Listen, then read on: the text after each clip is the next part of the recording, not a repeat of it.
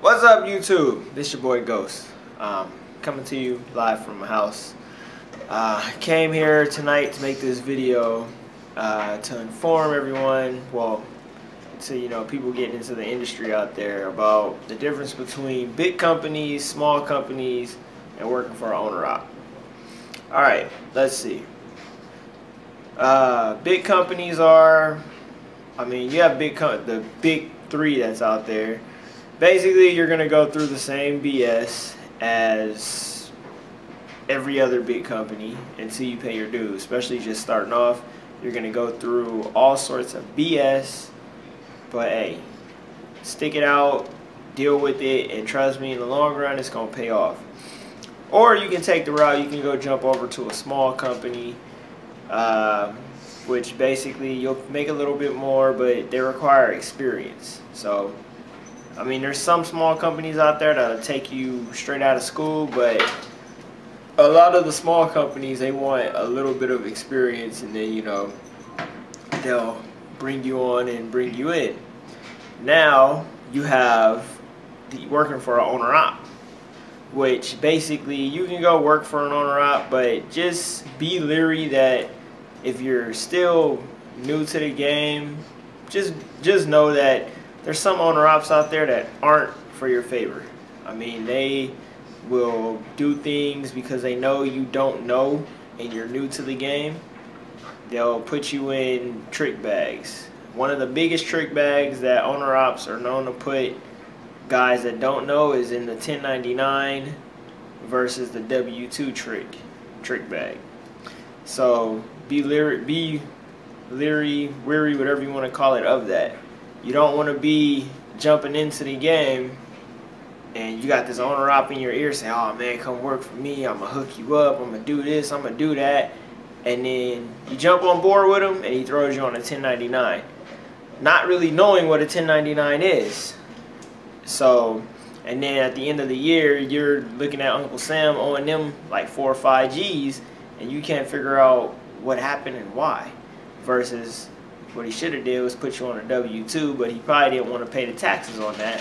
So, and you not knowing anything or not really knowing the ropes, he tricks you into jumping on this whole W-2 thing, which is for independent contractors, but you're supposed to be his employee. So I'm going to have my wife give you guys an insight on what the difference is between a 1099 employee versus a W-2 employee.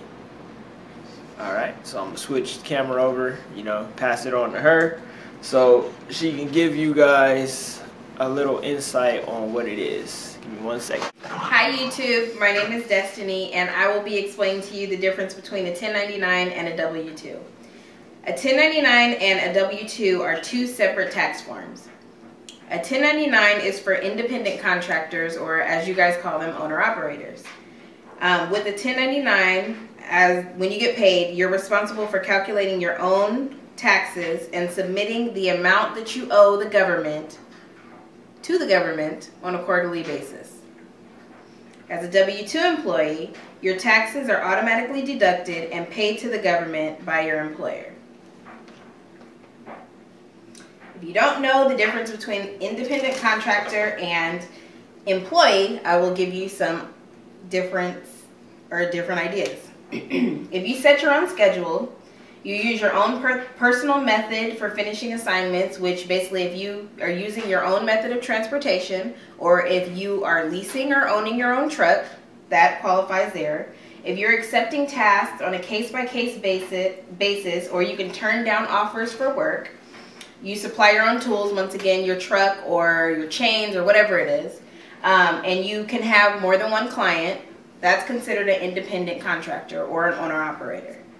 As a W-2 employee, if you have assigned hours or a set schedule, if you're trained by a company in a certain method on how to do your job, if you complete any and all work assigned to you by a manager, if you're provided the tools and materials necessary to finish your work, which could be a company vehicle, company truck that you're not paying for, and you only have one employer, you are a W-2 employee.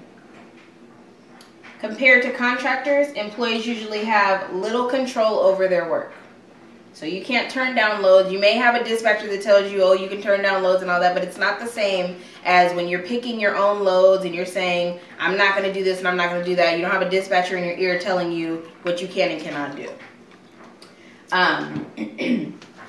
Contractors, however, they're totally on their own when it comes to benefits. That can be medical benefits, that can be life insurance, that can be insurance on your truck, that can be whatever it is that a normal employer. Well, you guys have to excuse me, my dog is biting my feet down here. But whatever a normal employer would give you as a benefit, that could be vacation days, that could be sick time, all that stuff, you're responsible for that as a contractor. And most of the time you don't get vacation and sick time and all that.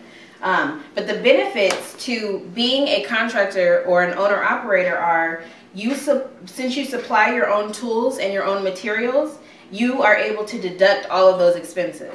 It could be anything from getting chains for your tires to getting you a brand new MacBook to taking care of, in some cases, taking care of some of your personal necessities like insurance and stuff like that, to maybe going on a business meeting and making sure that the food is paid for.